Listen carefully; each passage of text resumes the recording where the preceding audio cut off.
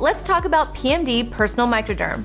It's a device that uses vacuum suction to increase circulation and boost collagen and elastin, while the spinning disc exfoliates the surface of your skin. It comes with different discs so you can customize your intensity of exfoliation. The white disc is for ultra-sensitive skin or those just learning to use the device. The gray discs are for delicate or sensitive skin and give light exfoliation. The blue discs are also for sensitive skin, but they're also a step up if you've done a few treatments with the gray disc. The green discs are for normal skin that isn't sensitive. The orange discs give a higher level exfoliation and are meant to be used only once a week.